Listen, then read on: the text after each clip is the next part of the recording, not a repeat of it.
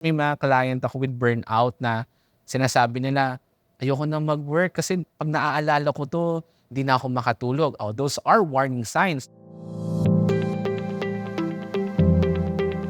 Hello everyone, it's me, Samantha Purvor, welcoming you yet to another episode of Let's Talk Wellness with Watsons. Today we're going to talk about mental health. Such a fascinating topic, don't you think? I mean, there's so much to learn about how our minds work and how we can take better care of ourselves. But before we dive in, make sure to give our page a thumbs up on Facebook, drop a follow on Instagram and TikTok, and also hit that subscribe button on YouTube for the latest health and beauty tips. Don't forget to hit that bell button to stay in the loop. It's time to break the stigma about mental health. So joining us here today is a highly respected and experienced clinical psychologist. He's affiliated with the DOH, a certified clinical trauma specialist, and also an anxiety and mood professional. He's also dedicated to helping individuals overcome substance use disorder. Please welcome our guest, Juan Rafael Opsima. Hello, Doc. Hello, Sam. Hello, everyone. Dumadami talaga ang mga mental health discussions, especially here in the Philippines. And I'm very aware that this topic is still surrounded by so much stigma, which keeps a lot of people seeking help. And this is hard kasi our relationships towards others and even to ourselves is highly affected by it. To start off, what is mental health and why is it so important to talk about it? Well, some mental health actually encompass the overall well-being of an individual. This includes yung ating emotion, social well-being, and of course, our psychological well-being. So when we're talking about social well-being, this is the relationship with other individuals. It includes our family members, friends, and acquaintances. With psychological well-being, this is the cognition and decision-making. Another thing is yung emotion natin. These are the following yung ating happiness, sadness, and other kinds of emotion. So maraming nakarealize how important mental health is during the pandemic. Lahat tayo naka-lockdown, and then there's uncertainties, syempre yung financial, yung trabaho, virus, and etc. So a lot of people develop different kinds of psychological condition. This includes yung tinatawag nating anxiety. Anxiety means ito yung tinatawag nating mga worries, no? For example, yung may trabaho pa kaya ako? O kaya, what if makahawa ako, makakuha ako ng virus at mauwi ko? And other people develop naman yung tinatawag natin depression. Pag sinabi natin depression, there is a mood change including yung extreme sadness, and at the same time, the loss of motivation of an individual. That is so true. As a matter of fact, during the pandemic, maraming cases of anxiety, depression. And I also noticed that a lot of our younger generation now who grew up in the digital age seem to be more likely to compare themselves to their peers because of what they see currently on social media.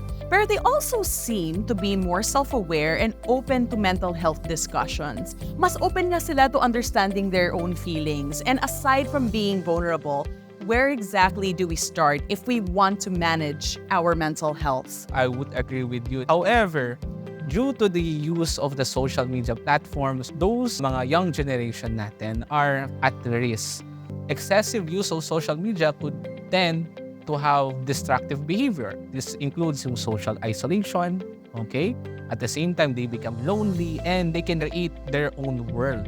So, what are those symptoms nga ba na kailangan malaman nila? First of all, if they have problems with concentration, for example, dito yung dati nakakaintindi ka ng isang sentence, then somehow difficult na maintindihan yung phrase na yon. So, you can become irritable, tense, restless, and they can have problems with their sleep, either over or kulang naman. Minsan 3 hours, 4 hours, iba naman around 12 hours. Those are indication na there's something wrong. So, what are the things that we can actually do? Recommendation, they need to consult with the mental health professional. Okay?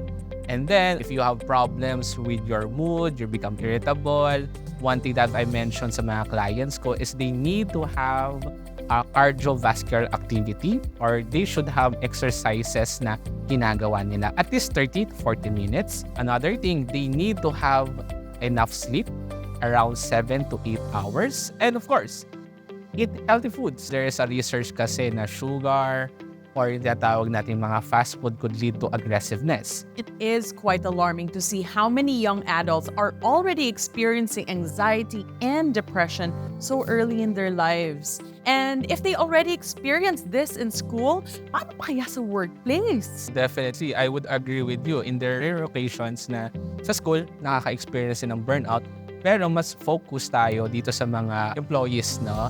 So usually, sa workplace natin, there are instances that individual would experience burnout. Yung burnout kasi this is the chronic experience of exhaustion sa physical and emotional. Ibig sabihin physical, if you are burned out in your workplace, possible yung physical attribute mo, you feel kind of grumpy, okay, you have less energy.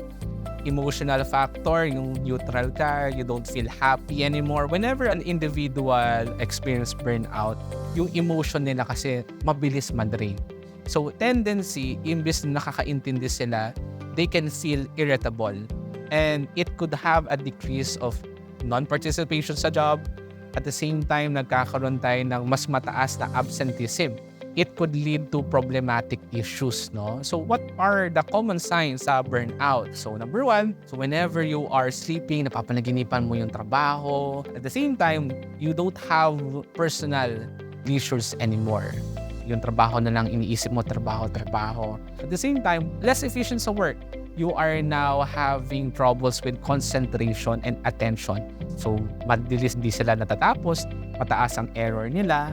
Another thing here is there are instances na may mga client ako with burnout na sinasabi nila, ayoko na mag-work kasi pag naaalala ko to, hindi na ako makatulog. Oh, those are warning signs, to be honest.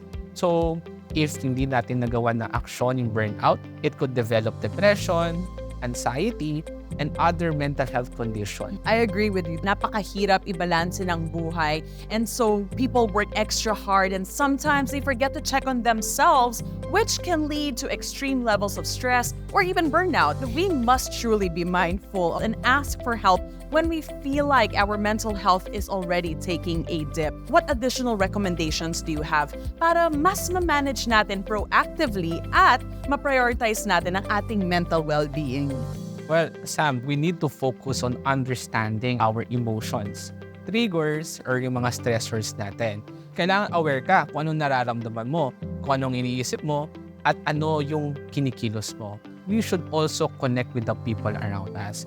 We need to value yung mga close friendship natin, mga family members natin, because we are social beings, no? Ibig sabihin, mahilig tayo connect sa individual. So, our relationship with our family, friends, are very vital in taking care of our mental health. The more that we can talk about with family member, it actually lessen yung tension na nararamdaman natin. Ano ba yung mga situation na maganda magsabi? Sabay-sabay na kainan? It's a Filipino practice na talk about what just happened, what you feel. It could actually help us, no, to lower down yung mga anxieties and yung mga negative emotions na nararamdaman natin.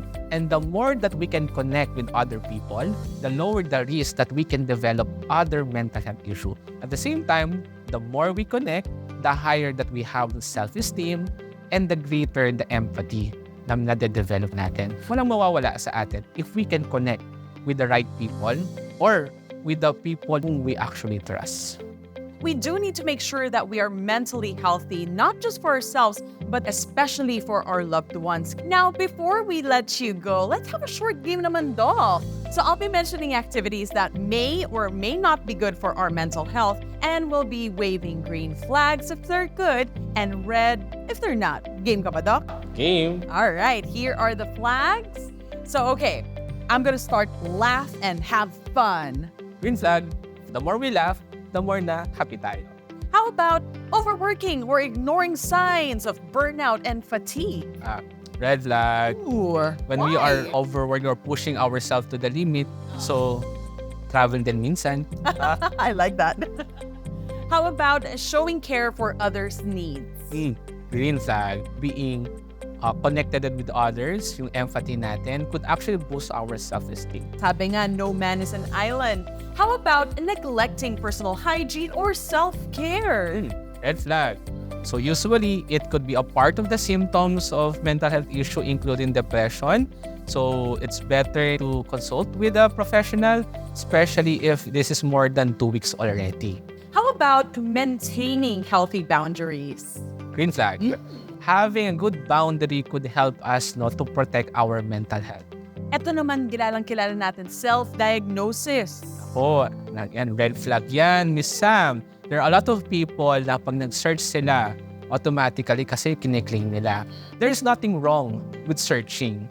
But I would suggest that they should go to a mental health professional. And for our last one, validating the feelings of others. Yes, green flag. Well, when we validate the feeling of an individual, it actually helps them and boost them na, okay, I can do this. Pag na-validate kasi, the more nabuboost yung self-confidence ng individual.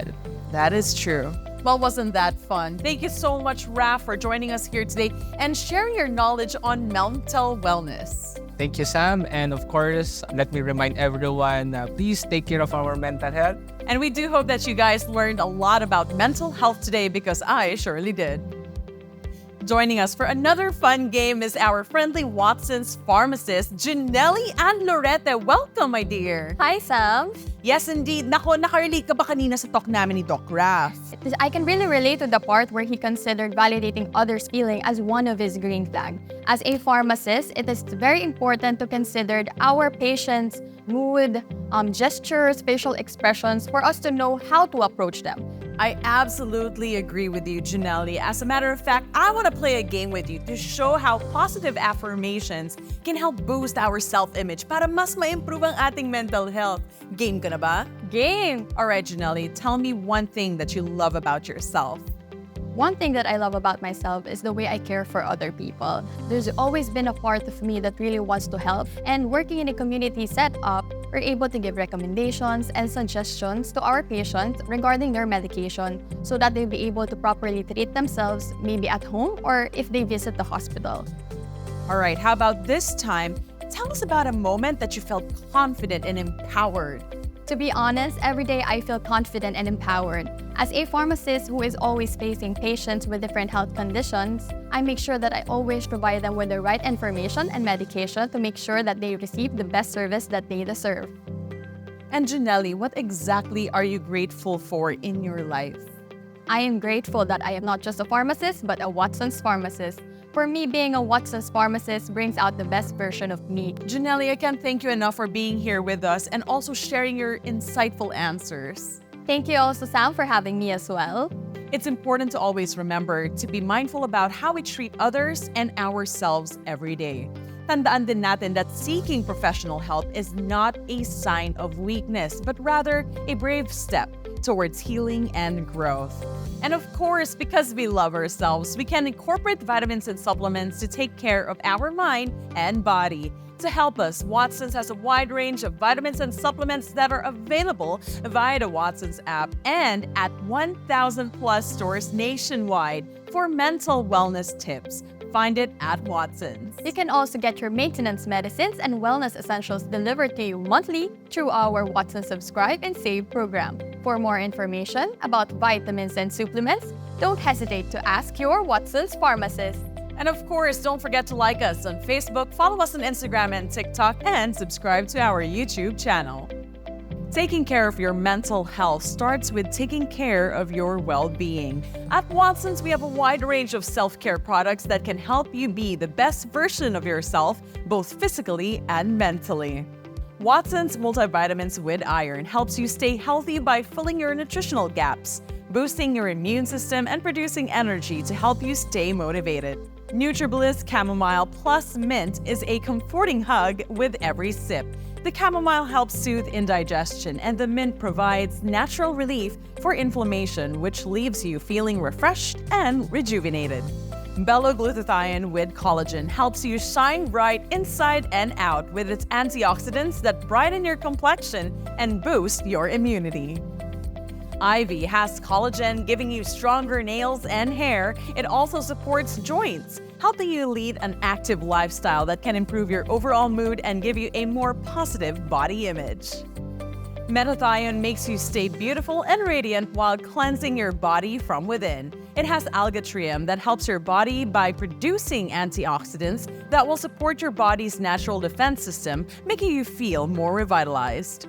Thiocell gives you healthier skin and overall wellness. Its unique blend of properties makes sure that you get a brighter complexion and strengthens your immune system to defend against infections and diseases. Snow caps help you stay more confident by giving you clear skin that is free of dark spots and acne, making you more radiant than ever. Puritan's Pride Melatonin helps you get a good night's sleep with its calming effect that helps ease stress, anxiety, and helps uplift your mood. Sleepasil makes sure to improve your sleep quality, helping you regulate your mood better and reducing anxiety and even depression. Nital helps make sure that you get the recommended amount of sleep for better mood and emotional stability, giving you better mental health wellness. For anything that can help you take better care of yourself, find it at Watson's.